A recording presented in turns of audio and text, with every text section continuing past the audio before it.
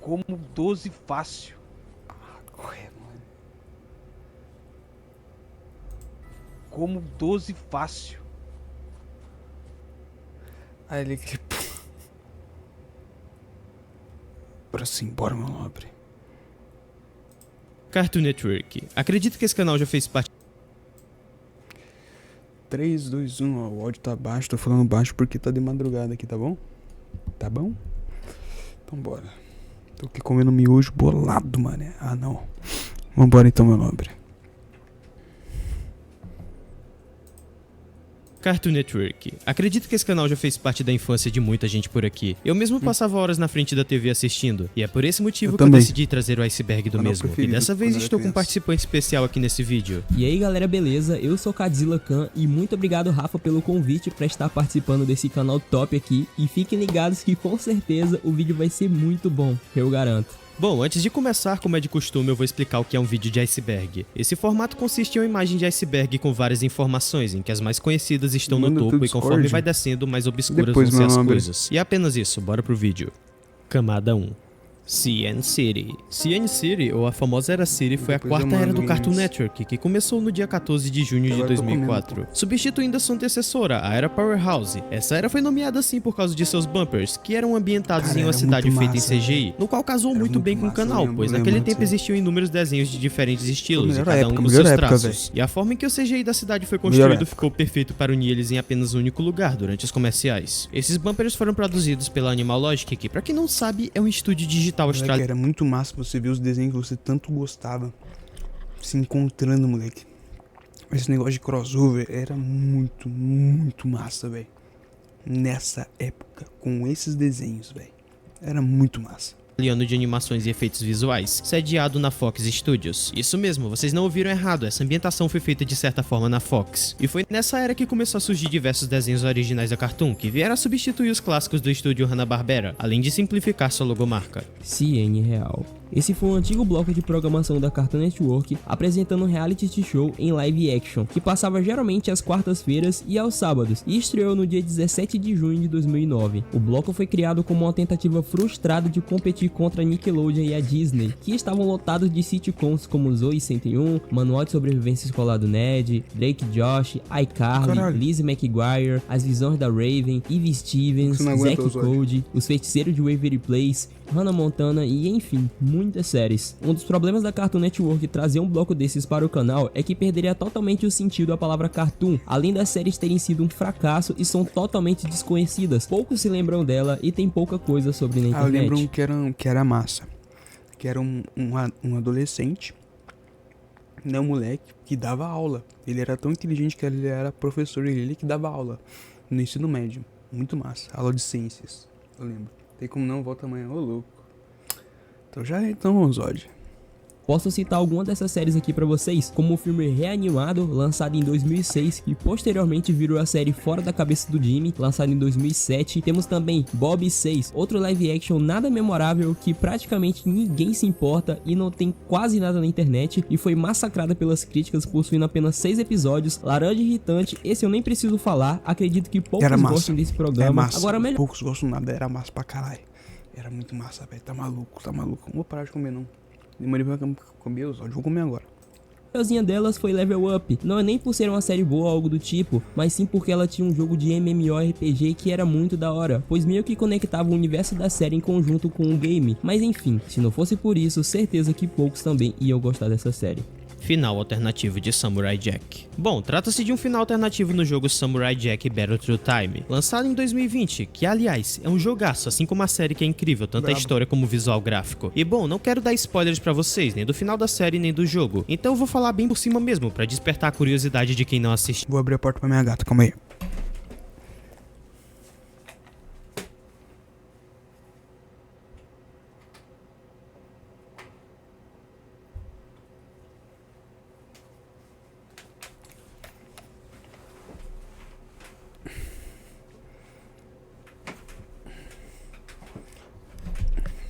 Pronto.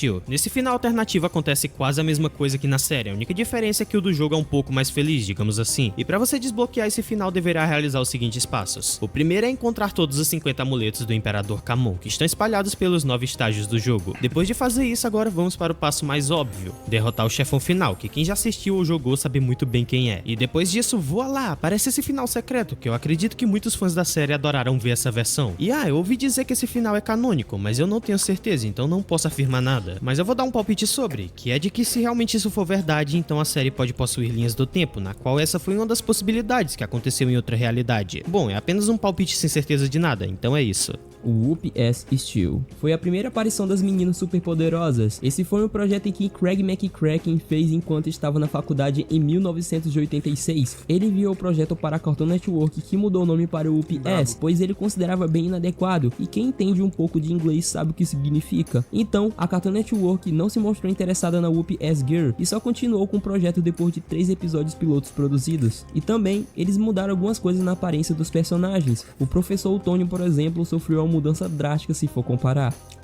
Mal Encarnado.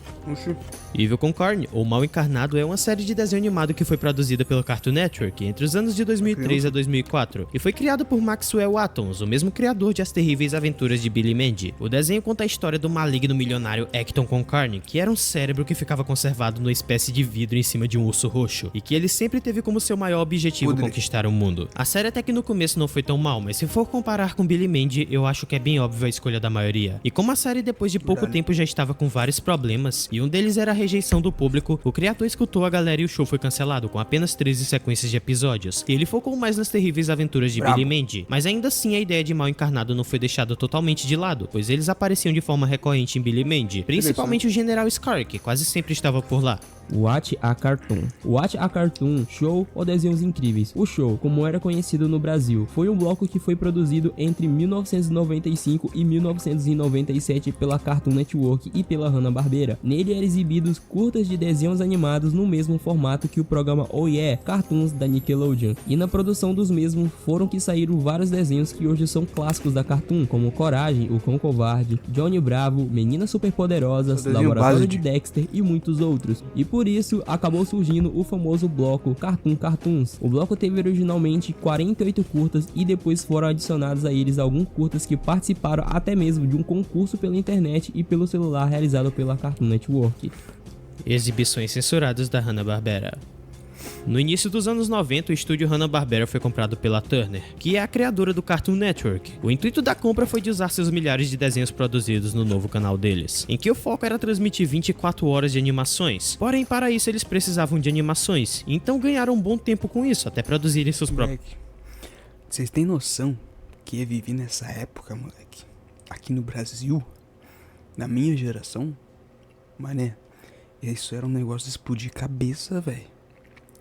Tipo assim, você na sua pré-infância, infância, lá nos seus 4, 5 aninhos, né, que foi mais ou menos que eu lembro, assim, 6 anos, 7 anos, sei lá, só tinha TV aberta, você não fazia ideia que tinha esses negócios de desenho 24 horas por dia.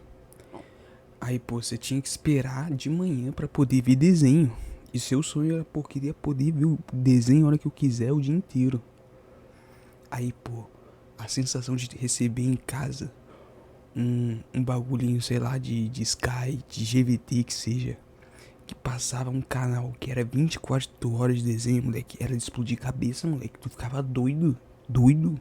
Isso aqui era muito mágico, velho, era sensacional, velho.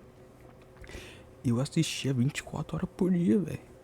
Tava em casa, tava assistindo desenho, moleque, era muito massa, velho, tá maluco. Esse negócio era massa pra caramba, velho. Os desenhos. E por causa disso, de se tratar de algo mais antigo, muita coisa foi censurada, pois antigamente as animações tinham muita violência exagerada e cenas impróprias, além de desrespeito a culturas, religiões e várias coisas que naquela época eram de boas, totalmente normal, mas que com o passar do tempo perceberam que não é muito legal transmitir essas coisas pra crianças e nem pra ninguém. Jovens Titãs em ação por 34 horas.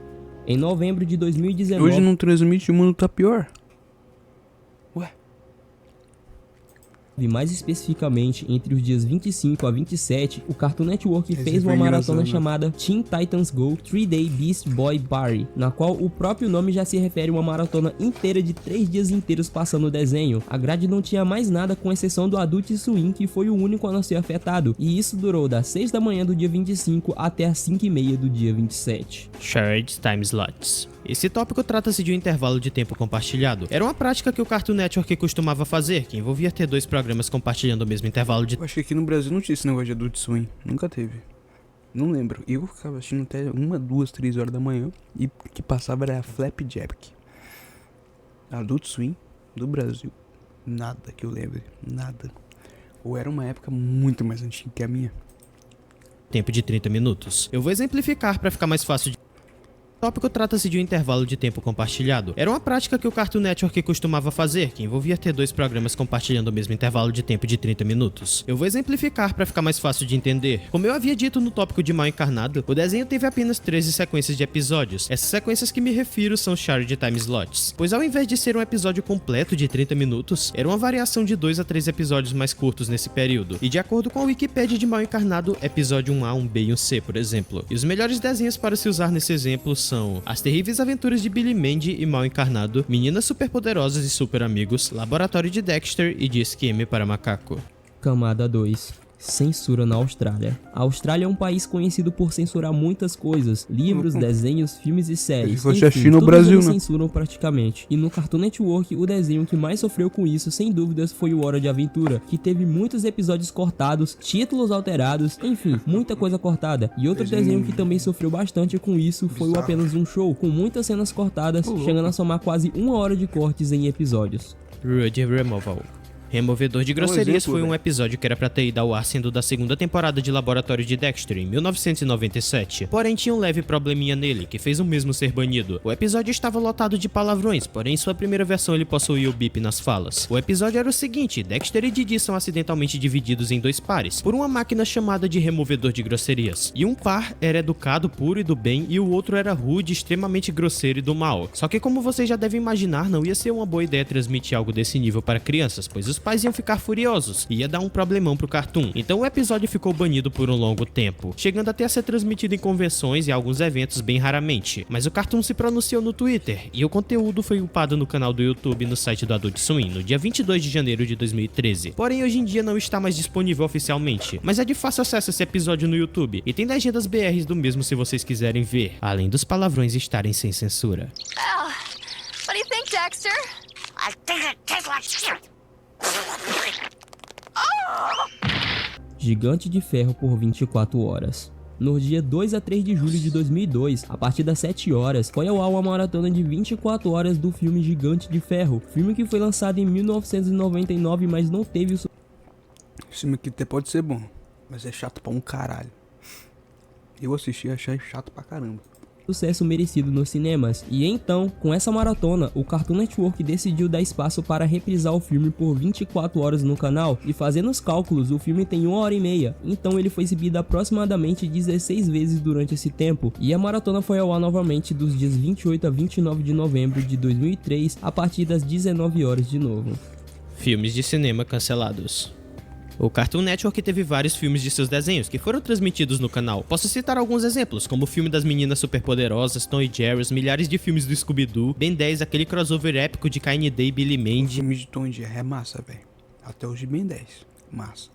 Enfim, tiveram vários filmes muito bons. Porém, Billy vários Mandy também também. não chegaram nem a sair do papel, porque foram cancelados. Alguns exemplos que posso citar é o filme de Hora de Aventura e um de Samurai Jack, que foram descartados. Silver Spooner é gay. Silver Spooner é aquele personagem do laboratório de Dexter que é uma paródia muito óbvia ao surfista prateado, e ele é o terceiro ser mais poderoso do universo do desenho, aparecendo no 4º episódio da primeira temporada em Disque M para Macaco, no episódio intitulado de Barbacore, que é o nome do seu líder, que é uma poderosa entidade Galactus. culinária galáctica que viaja pelo universo em busca de planetas para fazer churrasco e comer. E o Silver Spooner era uma das milhares das razões pelas quais o episódio foi banido, embora que muita gente acreditava que ele foi banido porque as pessoas pensavam que ele era um estereótipo gay, mas na realidade o episódio foi banido devido às ameaças por parte dos criadores do surfista prateado em cima da Marvel, que viram o Silver Spooner como um desvio de seu caráter e uma violação dos direitos autorais. Não, verdade. Cartoon Network Invaded. O Cartoon Network Invaded foi um evento especial de crossovers, que foi ao ar no canal dos Estados Unidos durante os dias 4 a 28 de maio de 2007, e envolveu uma temática de uma invasão alienígena que passou por 5 episódios diferentes de 5 séries originais do canal, que foram Mansão Foster, Dudu e Edu, Meu Amigo da Escola é um Macaco, Acampamento de Laszlo e Billy Mandy. E de acordo com Maxwell Atoms, o criador de Billy Mandy, o evento ocorreu porque a Kraft Cheese patrocinou, por isso tinha uma conexão com queijos e alienígenas em cada episódio do programa. Porém, a empresa desistiu no último minuto, então os episódios foram exibidos como um evento especial do canal. Piada suja de Schnitzel. No 4º episódio da primeira temporada de Chowder, a piada de Schnitzel foi censurada pois muitos deduziram pela reação de Mung que poderia ser bem picante, se é que vocês me entendem, sendo isso alguém próprio para as crianças assistirem, por mais que elas não fossem entender isso, eu acho. Além de Schnitzel não falar normalmente, apenas usar o termo rada para se referir a algo que ele fala. Censura de Drama Total. Entendi. Drama Total foi uma espécie de reality show em esse desenho, é massa. criado no Canadá e lançado dia 8 de julho de 2005. Moleque, esse desenho é sensacional, velho. Esse pau é o melhor desenho da Cartoon, velho. Esse aqui, meu irmão, era o desenho mais adulto que as crianças podiam ver e se divertir, velho. É o único reality show que presta, essa é a verdade. Sensacional. Drama Total é sensacional. Sem palavras pra descrever esse desenho incrível. Incrível, mano. Papo 10 mesmo, mano. Papo 10. Porém, quando a série foi adaptada para ser exibida nos Estados Unidos, houve várias edições para deixar sua classificação PG atribuída, e isso resultou em vários problemas, pois a animação estava praticamente pronta, com todos os seus diálogos encaixados perfeitamente nas encenações, e isso causou alguns erros de sincronização labial, além de várias palavras cortadas e adaptadas. It's beef testicle, bourguignon. Testicles? It's beef meatballs, bourguignon. Meatballs? E a temporada que mais sofreu com isso foi a primeira, pois as próximas já estavam corrigindo esse problema para os Estados Unidos, e a versão que foi transmitida aqui pelo Brasil já estava toda adaptada como a dos Estados Unidos. Gendy, Craig e Van eram companheiros de quarto. Van Partible, Craig McCracken e Gendy Tartaskov foram criadores do Johnny Bravo, Meninas Superpoderosas e Laboratório de Dexter. Muitos acreditavam que eles foram companheiros de quarto durante o período da faculdade, coisa que não é verdade. Craig e Gendy que foram companheiros de quarto, e isso foi depois da faculdade, além de Van Partible nunca ter sido companheiro de quarto deles. Apocalipse em Hora de Aventura. Isso é verdade. Em Hora de Aventura ocorreu um evento chamado de A Guerra dos Cogumelos, que supostamente é a causa da condição pós-apocalíptica da Terra de Yu. Não se sabe muito sobre, mas o termo cogumelo pode ser uma clara referência às bombas nucleares e o formato de explosões das mesmas. Essa guerra provavelmente foi iniciada por seres humanos que declararam guerra uns contra os outros, numa escala nuclear, que pode ser uma referência clara à Guerra Fria, no qual os Estados Unidos e a União Soviética estavam em um conflito histórico em que ambas as partes possuíam bombas nucleares, que se fossem utilizadas em uma escala global uns contra os outros, provavelmente eu não estaria aqui fazendo esse vídeo nem você assistindo. E mais, em Segredos de Natal Parte 2, um dos diários em vídeos de Simon apresenta um avião voando fora da sua janela. Embora o cenário de fundo indique que não há sinal de devastação, possivelmente esse é um período em que a guerra tinha acabado de começar. E esse mundo pós-apocalíptico de Hora de Aventura é como se fosse a nossa realidade se a Guerra Fria tivesse ocorrido dessa maneira catastrófica. Tanto é que é possível notar vários aparelhos quebrados e espalhados no fundo do desenho. E teve até uma vez que o Jake falou em reinventarem os foguetes, dando a entender que eles já existiram há muito tempo atrás. Maple Syrup é álcool. Em As Trapalhadas de Flapjack, o Capitão Falange às vezes tomava 1 litro de Maple Syrup, ou como conhecemos na nossa dublagem brasileira como o melado, que nada mais é do que xarope de bordo, que é um condimento doce e rico produzido mais comumente a partir da seiva das árvores de bordo. Porém, existe uma teoria em que na verdade o melado é uma referência a bebidas alcoólicas que se assemelham bastante ao rum, e faz sentido, tanto que o Capitão Falange parece que fica embriagado com isso em certos momentos. Nudes. Foi a sexta era do Cartoon Network, que se iniciou em 14 de julho de 2008 nos Estados Unidos. E essa era não teve no Brasil, mas calma lá, daqui ainda vai aparecer nesse vídeo. Teve sim, eu lembro, era sensacional. Era muito massa, velho, esses bonequinhos com formato dos desenhos. Aí, pô, tinha uns jogos da Cartoon no computador e tu jogava. Daí tinha esses bonequinhos, moleque, era muito massa, velho. Agora voltando ao assunto, Pô, criança vendo isso é muito massa, velho, tá maluco. essa era foi caracterizada por um plano de fundo branco, e os personagens dessa identidade visual são chamados de nudes, que eram os bonequinhos brancos que lembram um pouco pinos de boliche, e eles assumiam as skins dos personagens do Cartoon Network, como Chowder ou Flapjack, e ainda podiam mudar para cores sólidas. Hall of Games Awards. Foi um show premiado realizado pela Cartoon Network, apresentado por Tony Hawk e exibido em 25 de fevereiro de 2011. O segundo show foi apresentado por Shaquille O'Neal e o terceiro foi apresentado por Shaquille O'Neal e Nick Cannon e foi realizado em 11 de fevereiro de 2013. O quarto e o último show foi apresentado por Ken Newton e Colin Kaepernick e foi realizado em 17 de fevereiro de 2014. O evento foi ligeiramente impopular devido ao fato de ser uma ação ao vivo na estação e sem dúvida uma cópia do Kid Choice Awards da Nickelodeon. Lauren Faust odeia Bendy.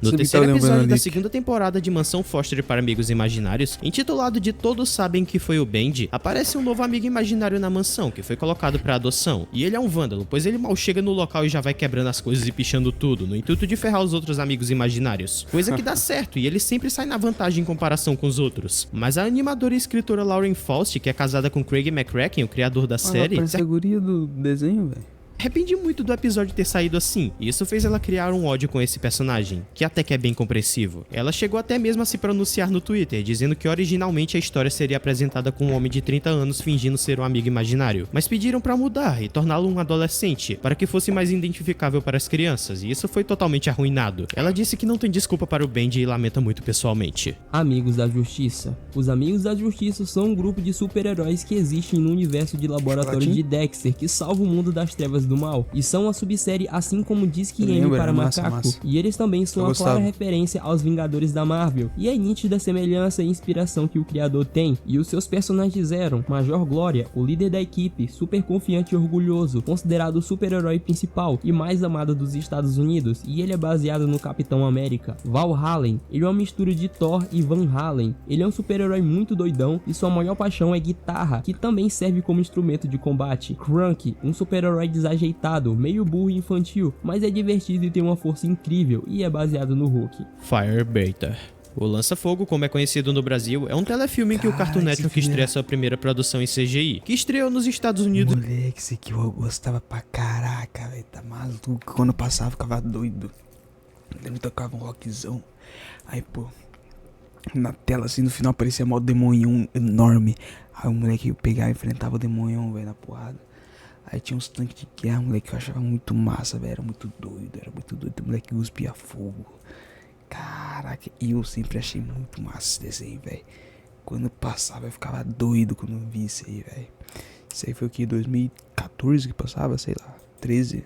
Dia 24 de novembro de 2010, e no Brasil o filme estreou dia 28 de maio de 2011. O filme trata-se de um garoto chamado Duncan, que parece um adolescente como outro qualquer, mas em uma briga da escola seu maior segredo vem à tona. Ele sabe cuspir fogo, e então o garoto se vê envolvido na guerra entre a humanidade e as criaturas monstruosas chamadas Kaiju, além de ter que lidar com os problemas em que essa guerra pode acarretar, tanto em sua casa como na escola ou então com seus novos amigos, Ken e Isabel. Whatever Happened to Robert Jones. Jonas, o Robô, como foi conhecido no Brasil, foi uma série animada da televisão americana criada por Greg Miller para a Cartoon Network. A série era única naquela época e elogiada pelos críticos principalmente por se usar de uma animação tradicional e não computadorizadas como já estavam sendo feitos com outros desenhos daquela época. E o motivo principal de estar nesse iceberg é porque se trata de uma peça perdida, com os episódios possuindo variações do mesmo como dublagens que foram alternadas e vários episódios não lançados e totalmente desconhecidos. A dublagem originalmente era para ser feita no Microsoft Word 98 por causa da voz de robô do programa, e muitos acreditavam que essa ideia foi deixada de lado por causa de um suposto processo da Apple para causar sua remoção do programa, mas esse não foi o motivo. Na verdade, a função de fala de Jones foi alterada porque os executivos adiaram. O criador queria uma verdadeira voz de robô sintético e fez uma tonelada de pesquisa sobre esses programas quando começou o show, e usando o programa Word por causa de seus controles especializados como velocidade, ênfase de tom, ele mesmo fez todo o áudio do Robert Jones, importando as falas dos scripts, soletrando elas foneticamente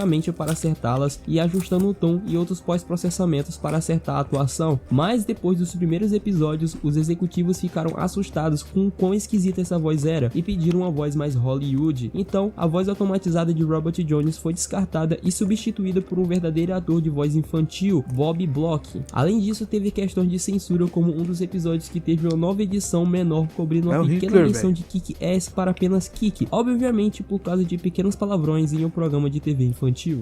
Camada 3.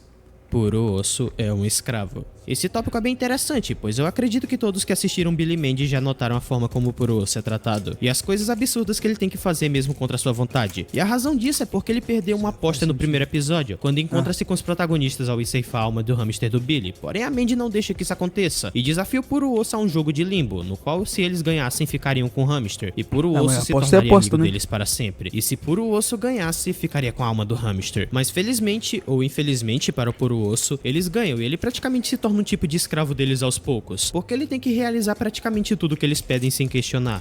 Hair Thursday. Em um antigo bloco da Cartoon Network que apresentava novos episódios das séries originais do canal, que esteve no ar durante os períodos de 6 de março de 2008 até 1º de abril de 2010, o bloco começou como CN Thursday Nights, que passava às 7h30 nas noites de quinta-feira. A primeira programação do bloco consistia em Acampamento de Laszlo, Chowder, Mansão Foster, Drama Total e vários outros. Aqui no Brasil e na América Latina tivemos algo quase na mesma pegada, que foi o Ha. Foi um pouco semelhante, mas os bumpers eram diferentes e passava às 6 horas da tarde. E aparentemente o intuito aqui não era de mostrar novos episódios, e sim um bloco de comédia. KND vs LeBron James. O NBA All-Star Slam foi uma maratona especial do Cartoon Network, que foi ao ar nos anos de 2003, 2004 e 2006. Bem semelhante a que tivemos também nos anos de 2015, 2016 e 2017, que foi o NBA All-Star Jam. Mas o que mais chama atenção é uma propaganda da promoção, que mostra os personagens de KND fazendo tipo aquele pezinho quádruplo da Overpass no CS. Só que no caso deles é quíntuplo, pra tentar bater de frente com uma das lendas do basquete, o famoso LeBron James. Capitão Planeta vs AIDS. Capitão Planeta é um desenho muito bom que sempre busca como foco principal a conscientização. Então, no episódio 63 de Capitão Planeta, intitulado de A Fórmula do Ódio, ele busca informar as pessoas que discriminam as outras pessoas por possuir essa doença que elas não são transmitidas por abraços ou contato de maneira convencionais. E então, o episódio não se trata de uma luta contra a doença, e sim contra a discriminação das pessoas com os infectados. Bacana. Frank é um amigo imaginário.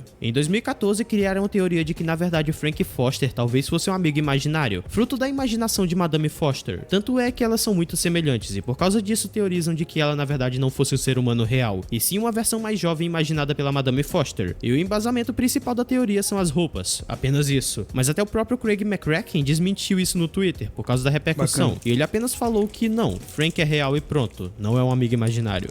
Johnny Bravo vai a Bollywood. Johnny Bravo vai a Bollywood é um filme de animação indiano-americano de 2011 feito para a televisão, uma adaptação de um curta de 2009 baseado na série de Johnny Bravo. Foi produzido como um esforço colaborativo entre Cartoon Network dos Estados Unidos e o Cartoon Network da Índia. O filme, também conhecido como um especial, foi dirigido pelo próprio criador Van Partibble, que também atuou como um dos roteiristas da história. O filme foi feito para capitalizar a popularidade da série na Índia, que era muito grande, onde a série ainda foi ao ar por meio de reprises, e o Johnny Bravo como personagem havia se tornado uma espécie de ícone da cultura pop do país. Incorporando a natureza exagerada e paródica do cinema indiano, o filme serve tanto como uma paródia da cultura pop indiana e americana, quanto uma homenagem à Índia e ao próprio Johnny Bravo. Flintstones em Billy Mandy. Moleque, Johnny Bravo.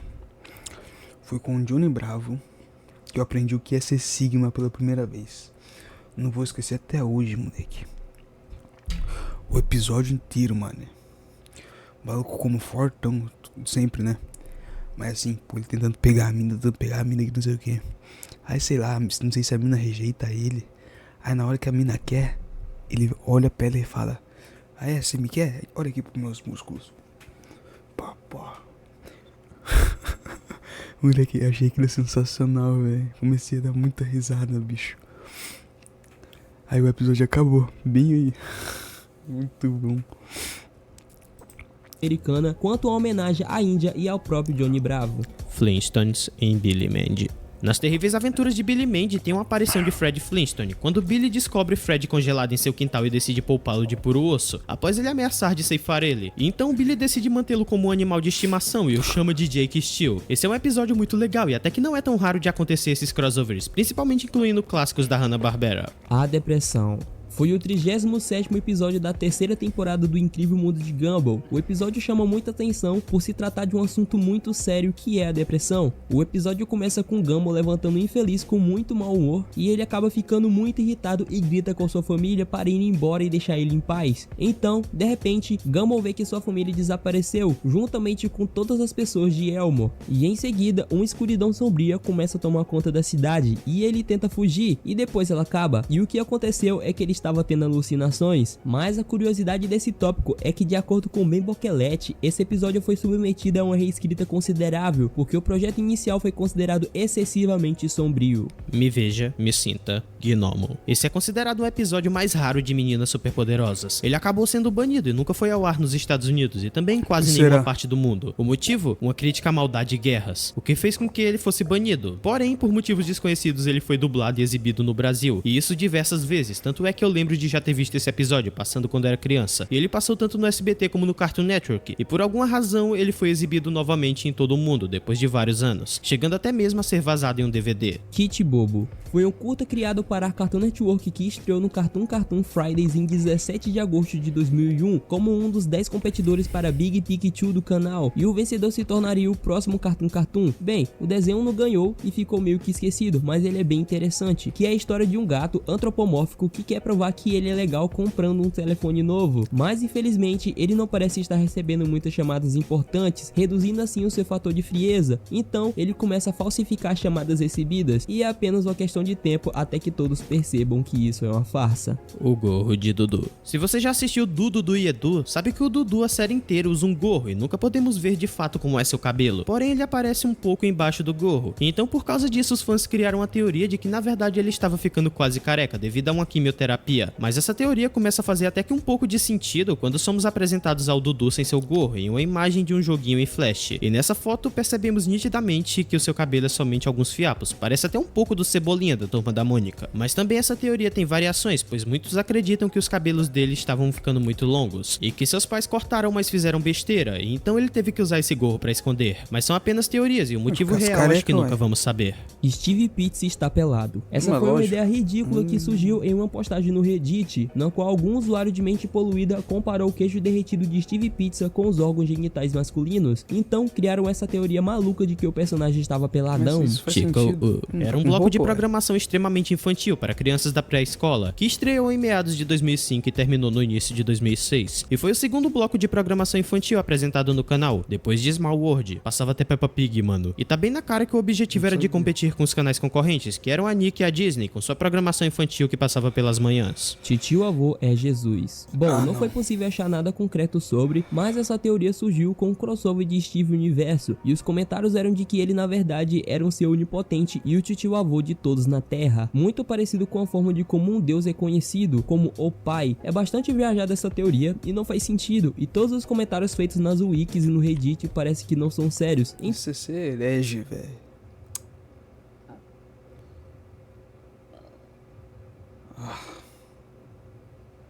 Quando ele fala que é um titio avô, quer dizer que ele é de todos, quer dizer que é um ser muito poderoso, com muitos poderes, e quer ser o tio avô de todos.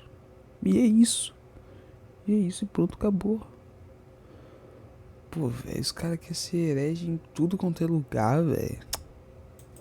Então, não tem como afirmar nada sobre. Gorillaz. Eu particularmente acho essa banda simplesmente incrível e curto tanto os visuais deles que são maravilhosos quanto as músicas que são muito boas. Mas eu acredito que nem todo mundo sabe, mas o Cartoon Network já fez muitas referências aos mesmos. Tanto é que muitos criadores são muito fãs da banda. Porém, o mais interessante de todos é o Ace, pois ele faz parte da gangue Gangrena de Meninas Superpoderosas e teve uma breve aparição em Gorillaz como baixista do 6º álbum de estúdio deles, The Now Now, e serviu como baixista substituto temporário enquanto o habitual da banda, o Modok, estava preso. Só que ele saiu da prisão e o Ace voltou pra gangue. E é impressionante como o visual da gangue Gangrena realmente lembra muito eles. Rei Gelado tem Alzheimer. Essa foi uma teoria que surgiu no Reddit sobre o Rei Gelado ser uma alegoria à doença Alzheimer, pois com o passar do tempo ele não tem nenhuma lembrança de sua vida e nem da sua personalidade anterior, provavelmente por causa da coroa que consome sua sanidade mental. Mas sejamos francos, ele em si é uma alegoria de várias doenças mentais e não apenas o Alzheimer, e vale lembrar que isso é apenas uma teoria e e não tem nada 100% comprovado de fato aqui.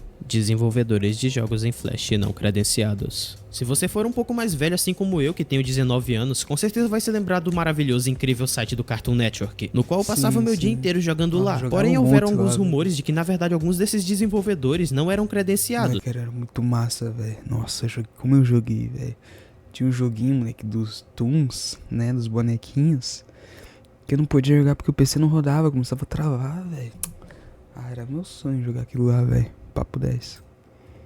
E sequer ganharam os créditos por terem produzido esses jogos. Porém, são apenas rumores e não tem nada confirmado sobre. O plágio no tema de feedback. Ben 10 Omniverse dividiu muita opinião devido à drástica mudança no visual do desenho e algumas coisas na história que também não agradou muito a todos os públicos, principalmente os fãs. Não sei, o que dá na cabeça dos caras, mano? Pô, velho. O visual do Ben 10 antes era um desenho pra criança, mas era um visual shed. Era uma trama, era um roteiro shed. Pô, com carência de pessoas assim, né? Os caras me fazem um bagulho pra regredir ainda mais, velho. Pra criar mais criança e menos homens, velho. Porque influencia, querendo ou não, o desenho influencia, velho. Da série mais antigos. E uma das diferenças é que agora os aliens têm uma música de tema de entrada quando são escondidos no Omnitrix, mas o feedback foi acusado de plágio, pois a música de entrada deles é extremamente similar com You Need to Stop de Ozmo Band. Bom, não dá pra confirmar se realmente é um plágio e mesmo elas sendo bem parecidas ainda possui certas diferenças. Séries exclusivas da América Latina. Trata-se das séries que foram criadas aqui no nosso continente e são exclusivas do mesmo, como foi pra gente no Brasil, com desenhos como Turma da Mônica, Irmão do Jorel, Gui, Topa e vários outros desenhos que eu não consigo me recordar no momento. Porém, esse tópico não está no topo porque o Iceberg foi feito por um americano, então lá eles não tiveram conhecimento dessas séries. Sunday Pants. Sunday Pants é uma série bem bizarra que foi exibida no Cartoon Network nos dias 2 a 30 de outubro de 2005. A série ia ao ar geralmente nos domingos à noite a partir das 9h30 da noite. Daí o nome Sunday Pants. Pra quem não sabe, Sunday significa domingo em inglês. E a série durou apenas 11 episódios, enquanto apenas os 5 primeiros foram ao ar. E o seu antecessor foi Watch a Cartoon, que já falamos anteriormente aqui, e a antologia do programa varia entre diferentes tipos de animações. Eu lembro desse desenho aqui, mané. Nossa, já falamos anteriormente. Então o desenho que eu gostava tanto eram vários desenhos aqui. E a antologia do moleque, esse desenho aqui é muito massa, velho. Esse que eu gostava, moleque, era massa, bicho. Era massa. Tinha um cara que é de boinha, que é esse aqui, e tinha um capetinha. Ah, moleque, eu nunca gostei desse bicho aqui, velho. Mas sempre achei muito massa o desenho, velho. As historinhas eram massa, velho. O programa varia entre diferentes tipos de animações, desde a tradicional desenhada à mão, flash ou até mesmo CGI. E essa foi a segunda série original da Cartoon Network a ser classificada como PG, apesar de não ter ido ao ar na programação do Adult Swim. The Moxie Show foi a primeira série original do Cartoon Network, produzido pelos estúdios Hanna-Barbera. O programa foi exibido em 5 de dezembro de 1993, originalmente como The Moxie Party Show, e consistia em desenhos animados clássicos, dividido por intersticiais animados em 3D, apresentando Moxie, um cachorro, e Flea, uma pulga. The Moxie Show não teve nenhum lançamento em DVD e nenhum episódio completo pode ser encontrado em toda a internet, o que significa que é o show mais raro de toda a programação do canal a ser visto depois dos anos 2000. Moltar é o apresentador original. Bom, acredito que muitos conhecem o bloco Toonami, que era aquele que passava animes no canal, e o diferencial de tudo era o robozinho dos comerciais que sempre apresentava os programas. O nome dele era Tom, e já tiveram várias versões do mesmo, sendo o atual a 6ª versão, mas na verdade o apresentador original do bloco foi o Moltar, o ex-super vilão de Space Ghost e ex-diretor do popular programa de entrevista noturna do Adult Swim, Space Ghost Costa Costa, que foi oficialmente o primeiro apresentador de Toonami, enviando a transmissão diretamente para suas casas. Camada 4.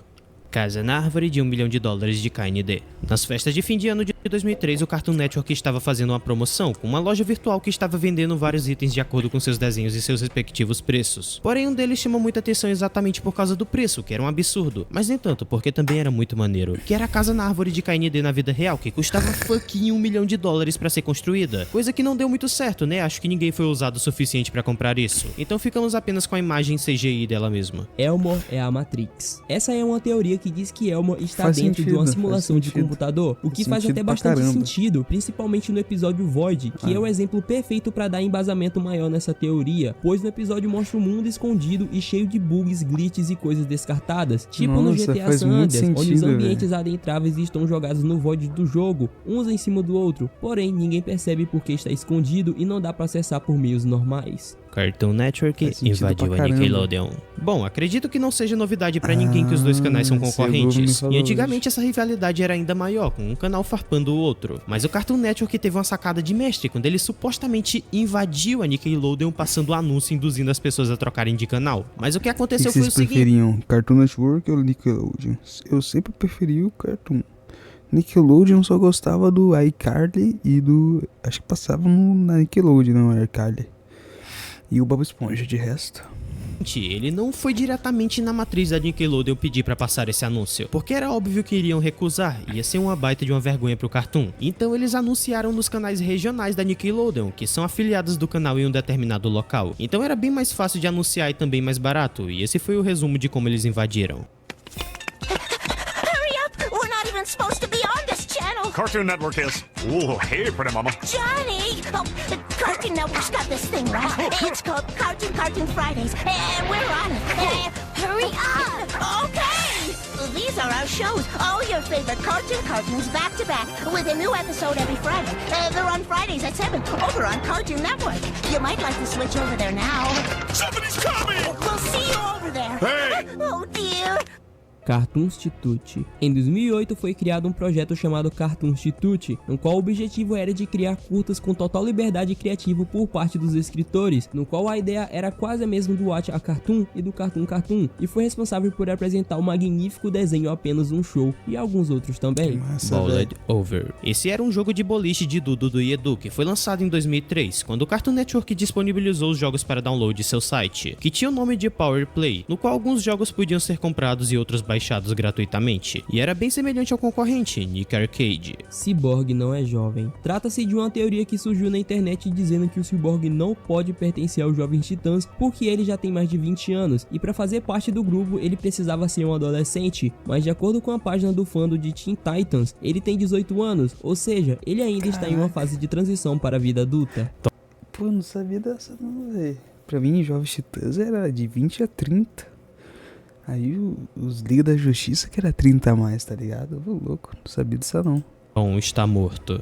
Bom, não é o Tom de Tom e Jerry, mas sim o primeiro apresentador do bloco Toonami, depois do Moltar. E em um evento chamado de The Intruder, o primeiro Tom acaba morrendo, e então somos apresentados ao Tom 2. E esse acontecimento ficou muito marcado porque não é comum termos a experiência de ver um apresentador em CGI de um programa de animes morrendo na nossa frente. Viagem de ácido em Apenas um Show. Enquanto J.J. Quintel estava estudando no Instituto de Artes da Califórnia, ele fez como um trabalho um curta chamado 2A Day ENPN, no qual são apresentados a dois personagens que trabalham em um posto de gasolina. Em um momento do curta, um dos personagens oferece uma bala para o outro que estava misturado com LSD, e nesse momento os dois começam a ter alucinações e ficam doidões, assumindo várias formas. Porém, as que mais chamaram a atenção foram a máquina de chiclete falante e a gralha azul antropomórfica, que no caso são Mordecai e Benson. E então, com base nesse curta, vários fãs teorizaram de que na verdade a história de Apenas um Show é uma viagem desses dois personagens tendo alucinações. Colaboração de Jim Henson.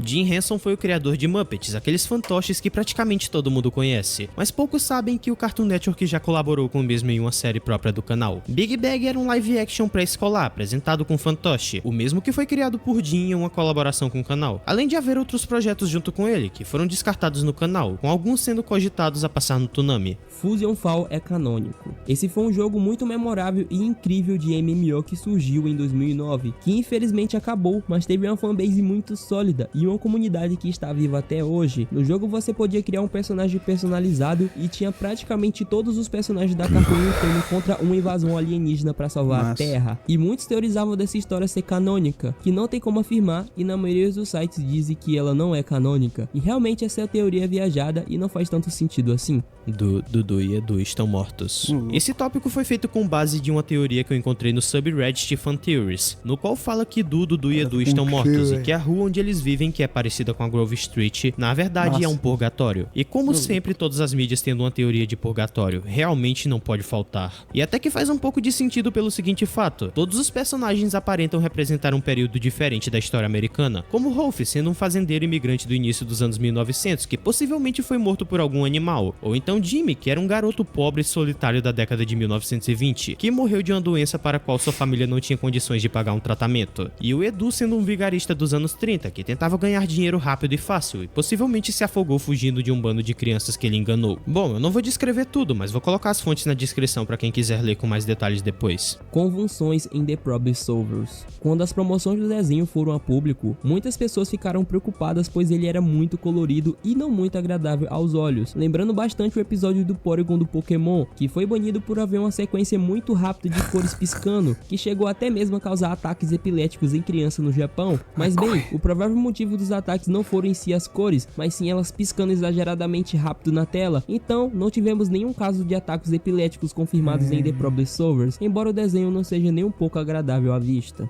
Lugar nenhum se localiza em Novo México. Existe uma teoria de que a história de Coragem um Cão Covarde é baseada em eventos reais, sobre um casal de idosos que moravam no Novo México, bem longe da civilização, praticamente no meio do deserto, e que eles em algum momento viram uma criatura estranha andando naquela região, e que eles desapareceram, e então a polícia foi até aquela localização e não encontraram nada além de um cachorro sozinho dentro da casa. Precursor de The Family Guy. A vida de Larry e Larry... Caraca, bizarro, mano. É bizarro. Eu tenho medo dessas coisas, velho. Tá maluco, velho. Ô, louco. e Steven foram dois curta-metragens de animação criados por Seth MacFarlane, o mesmo criador de The Family Guy. Esses foram os dois primeiros trabalhos dele, que se tratavam de um homem de meia idade chamado Larry e um cachorro falante bem inteligente chamado Steven, e foram transmitidos na Cartoon Network no Watch a Cartoon em 1997, porém não fez tanto sucesso assim, e os executivos da Fox estavam de olho nessas duas obras e contrataram ele para produzir The Family Guy, inspirado nesses dois curtas. 1123 Wilson Way. Esse trata-se de um endereço da mansão Foster, no qual muitos já procuraram a casa na vida real, porém não tem confirmação de qual é a certa. E até o próprio Craig McCracker postou no Twitter dizendo que sim, essa é a localização da mansão, e que também é comprovado na habilitação de Frank. Miguzi. Esse foi um bloco lançado em 2004 para o canal, no qual passava séries de ação, bem como Ben 10, Pokémon, Naruto, Jovens Titãs e vários outros. Ele serviu como substituto para o Toonami, que passava apenas aos sábados à noite, e esse se passava durante a semana normalmente, e ele tinha uma apresentadora em CGI bem interessante chamada de Erin, que ficava ao lado de um alienígena. Fred não é loiro natural.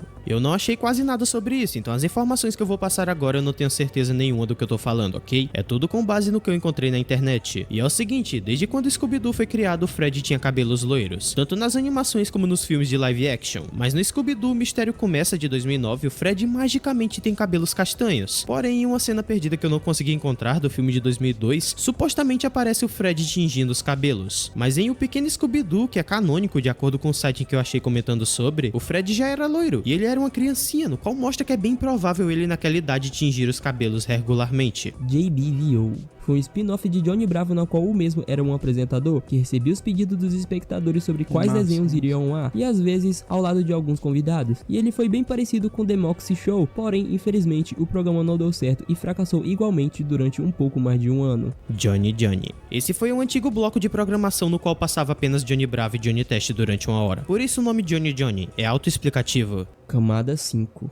Ilha Asuka é a terra de U. Essa é uma teoria bem viajada, mas até que ela faz um pouco de sentido, até mesmo pelo fato de Pendleton Ward, criador de Hora de Aventura, ter participado da produção de Flapjack. E a teoria é o seguinte, é que na verdade a Ilha Asuka, o local em que Falange e Flapjack tanto sonham em chegar, na realidade é a terra de U, e a única pessoa do Porto de Tempestade a conseguir chegar lá foi Luiz Hortelã, mas essa teoria perde todo o sentido quando vemos que U não é apenas uma ilha doce, e sim um continente com seus próprios reinos, da qual um deles é o Reino Doce. Então com isso vocês podem tirar suas próprias conclusões. Tunics. Calma, antes de você me metralhar nos comentários falando que assistiu essa era e que não era pra isso estar na última camada, eu devo uma explicação de que a imagem do iceberg foi feita por alguém dos Estados Unidos, e a era Tunics passou apenas na América Latina, então somos meio que privilegiados de certa forma por... É muito massa, véio. Muito massa, tá maluco?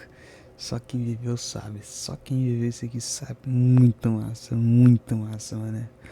ter uma era exclusiva só nossa. E vamos ao contexto. Essa foi a quinta era do Cartoon Network, depois da era City, possuindo vários bonequinhos, e é bem semelhante em vários aspectos aos nudes dos Estados Unidos. A diferença deles é que são menores e em formatos de cubos, e de acordo com a fandom do Cartoon, eles também passaram pela Ásia Pacífico, porém foi muito curta essa passagem, não dá nem pra chamar de era. E também de longe o site do canal com os Tunics foi um dos melhores na minha humilde opinião. Anomalias às 6 da manhã. Alguns espectadores É muito massa, bicho. Tá maluco.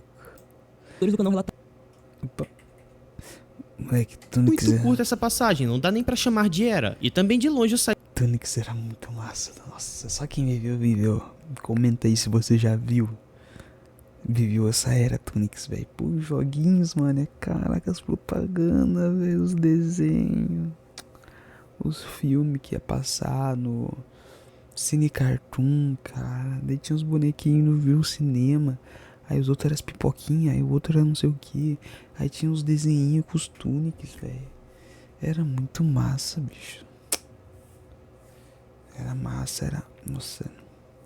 Só quem viveu sabe o que eu tô falando, entendeu?